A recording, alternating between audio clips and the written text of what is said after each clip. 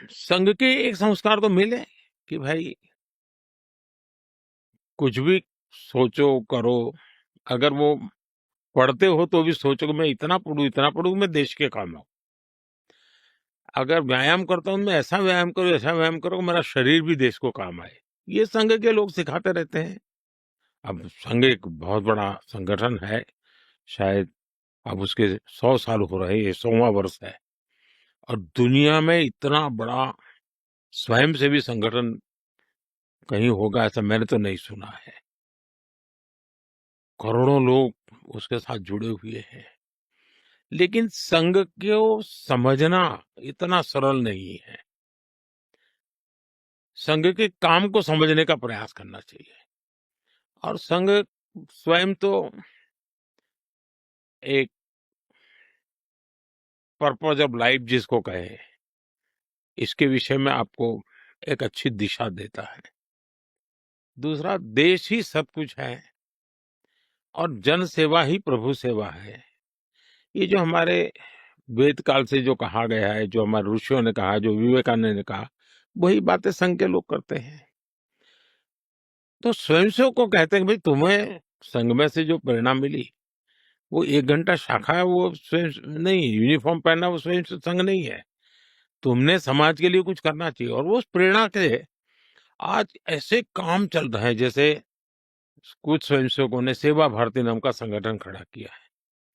ये सेवा भारती जो गरीब बस्तियां होती है, झुग्गी झोपड़ी में गरीब लोग रहते हैं, जिसको वो सेवा बस्ती कहते हैं, मेरी मोटी मोटी जानकारी है करीब 1.25 लाख सेवा प्रकल्प चलाते हैं वो। और किसी सरकार की मदद के बिना समाज की मदद से वहां जाना, समय देना, बच्चों को पढ़ाना, उनके हेल्थ की चिंता करना, ऐसे ऐसे काम करते हैं। संस्कार उनके अंदर लाना, उस इलाके में स्वच्छता का काम करना। यानी बिल्कुल 1.25 लाख एक छोटा नंबर नहीं है। वैसे कुछ स्वयंसेवक है संघ में से ही गढ़े हुए हैं, वो वनवासी कल्याण आश्रम चलाते हैं। और वो जंगलों में आदिवासियों के बीच में रह करके आदिवासियों की सेवा करते। 70,000 से ज्यादा वन टीचर वन स्कूल एकल विद्यालय चलाते हैं। और अमेरिका में भी कुछ लोग हैं जो उनको लिए शायद $10 या $15 का डोनेशन करते हैं इस काम के लिए। और वो कहते हैं कि एक कोका कोला नहीं पीनी है इस महीने, एक कोका कोला मत पियो और उतना पैसा ये एकल विद्यालय को दो। अब 70,000 एकल विद्यालय आदिवासी बच्चों को पढ़ाने के लिए करना। कुछ स्वयंसेवकों ने शिक्षा में क्रांति लाने के लिए विद्या भारती नाम का संगठन खड़ा किया। करीब 25,000 स्कूल चलते हैं उनके देश में।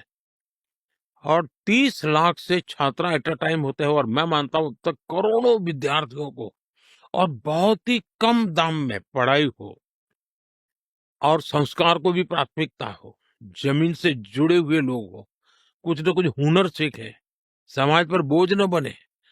यानी जीवन के हर क्षेत्र में वे, चाहे महिला हो, युवा हो, इवन मजदूर, शायद उन मेंबरशिप के हिसाब से मैं कहूं तो भारतीय मजदूर संघ है, शायद उसके 55,000 के करीब यूनियंस है शायद।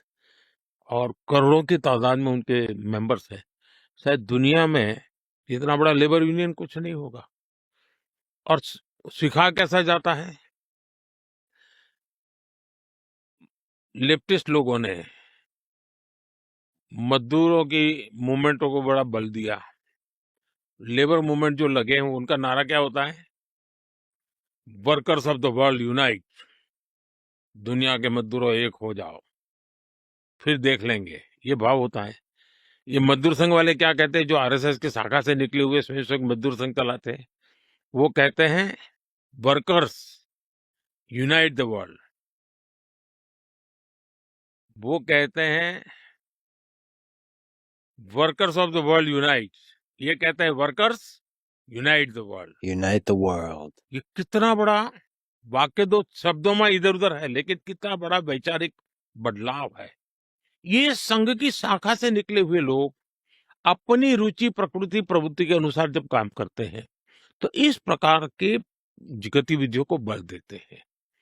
और जब इन कामों को देखेंगे, तब आपको 100 साल में राष्ट्रीय स्वयंसेवक संघ ने भारत के सारे चकाचौंध दुनिया से दूर रहते हुए एक साधक की तरह समर्पित भाव से, तो मेरा ये सौभाग्य रहा कि ऐसे पवित्र संगठन से मुझे संस्कार मिले जीवन के, लाइफ ऑफ पर्पज में जो मिला।